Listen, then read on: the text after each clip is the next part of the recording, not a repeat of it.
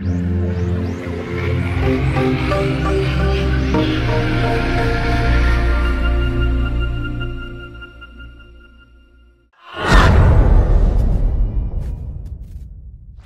name is Julian Garrity. I'm the editorial content director for Ubisoft Shanghai, and I'm here with Michael De Plata, the creative director for Tom Clancy's EndWar.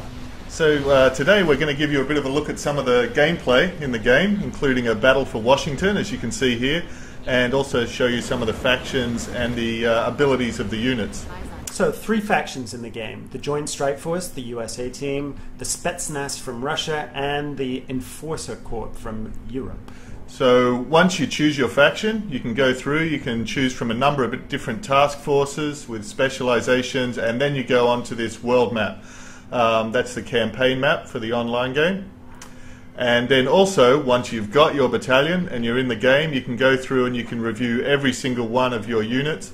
All of your guys have their own experience, and there's about 100 upgrades you can purchase for your faction as well. Everything from weapons and armor to special abilities, so you can really customize and max out your own personal army.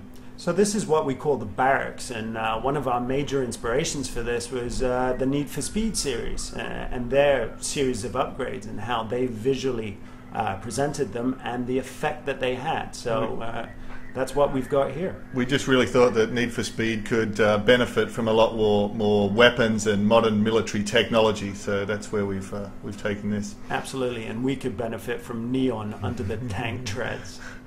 Okay, so you've chosen your troops, you've upgraded them, you've got your guys into the battle. Now here we are, and we're defending Washington from the Russian menace. Here is the strategic point of view that you only unlock if you call in a command vehicle. Okay, so we've sort of jumped right into the action here. So you can see we're on the battlefield. We've got our gunships. They're defeating a charge of Russian armor. We've got our artillery at the back line, so we can fire at very long range. We can zoom in and see the action just like you would in an FPS. You can see our artillery strikes coming in, and now we've hit them with an EMP, which actually immobilizes all of that Russian armor. Yeah, and an EMP is one of the off-map supports that you can purchase in the barracks too.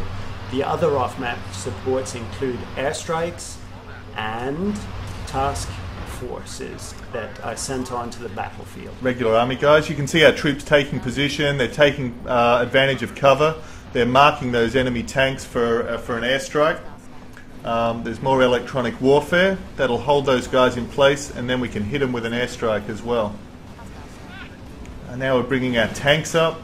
You can see them moving in, and you can see the special weapons of the tank. That was an exploding shell from them, so very powerful. This is another one of the upgrades, which is a deep strike, which allows you to parachute regular troops far into the enemy lines. So for your riflemen on the ground, they're your special forces guys. Basically, they're your ghost recon troops. They're very, very powerful. You can get them in behind the enemy armor, and you can capture key strategic positions. Here we've earmarked a building for an airstrike, a level 3 airstrike. You can see that's incoming now. And bam! Boom! There it goes. And that gives us a quick chance to show off the destruction as well. So now what we can do, we can come back, survey the carnage, and that was a quick look at the Tom Clancy's EndWar.